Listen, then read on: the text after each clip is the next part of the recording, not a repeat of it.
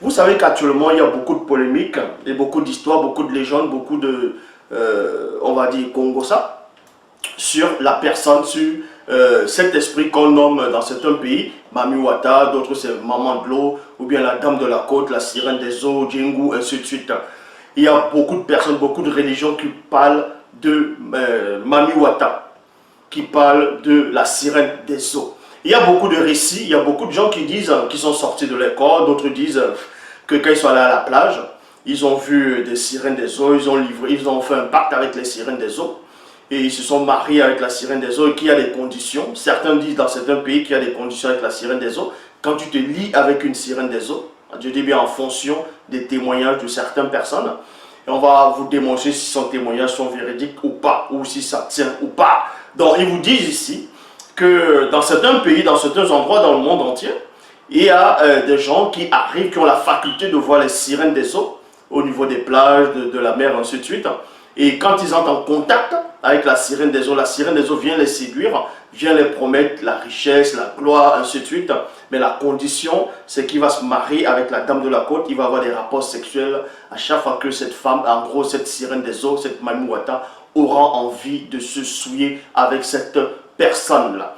Mais sauf qu'il y a aussi une autre condition, c'est que cette personne, si cette personne est mariée, ne pourra plus avoir des rapports sexuels avec sa femme, ou bien ne pourra même plus toucher d'autres femmes. C'est ça la condition, sinon cet esprit va revenir et va tuer cette personne.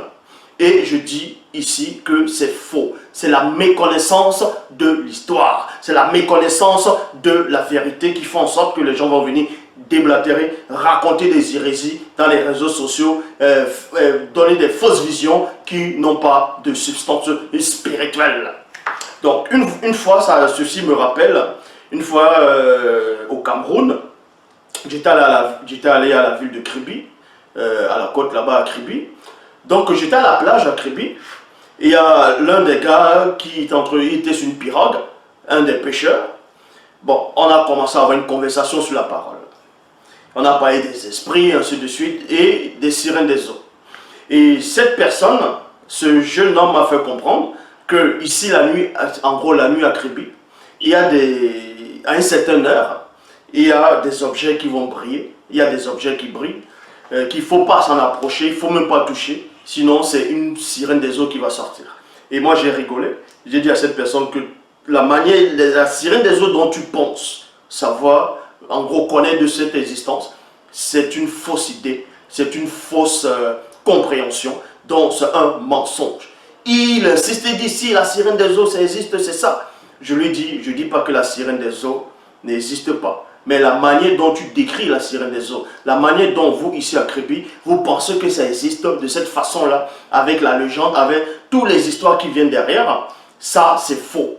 Et je lui ai même fait comprendre que ces sirènes des eaux, je marche dessus, je n'ai pas peur de ça. Il dit non, attention, il ne faut pas dire ça, vous tu as Kribi ici. Je lui ai même lancé le défi à cette personne. J'ai dit, donne-moi l'heure que tu veux.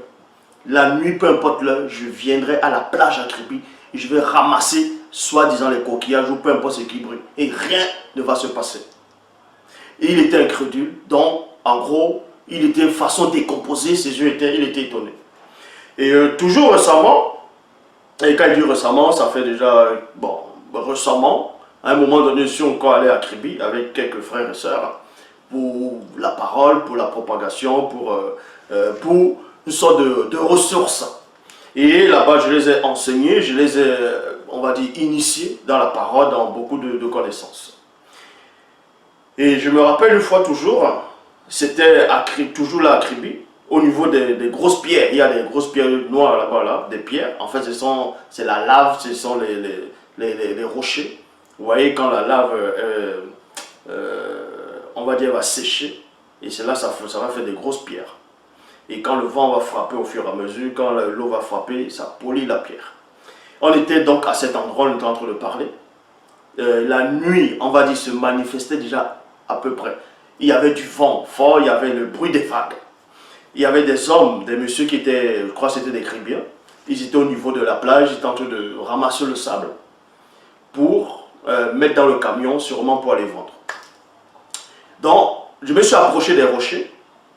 Je suis monté sur les rochers au fur et à mesure que j'avançais. Et cet homme, il se met à crier. Il dit, hey, sortez de là-bas, vous faites quoi là-bas? On dit, mais comment ça? Il dit, non, c'est dangereux, n'y allez pas. Il nous fait comprendre que c'est dangereux, qu'à un certain moment dans la nuit, il y a la sirène des eaux qui va sortir, va vous tirer, tout ça. Donc, comme je commence à... Bon, j'étais avec d'autres, j'étais avec quelques personnes. On se met en gros... pour faire comprendre à cette personne que c'est pas vrai en gros. Il dit non, qu'il y avait un blanc ou une blanche qui était venu là une fois, et puis boum, il est mort, la sirène des eaux l'a tiré, donc qu'on ne pouvait pas récupérer son corps, ils étaient obligés d'aller voir le chef, oui, le chef de Kribi, pour venir retirer son corps. Et j'ai dit que ça c'est faux. Donc vous comprenez ici, il y a tellement d'histoires qui se passent à Kribi, pas seulement à Kribi, au Congo, au Nigeria, ainsi de suite. D'autres vont dire Mayama Asaba, la démone, dont d'autres personnes ont des rapports sexuels avec cette démone, et ils vont voir de la richesse. Comme je dis encore, c'est de la méconnaissance.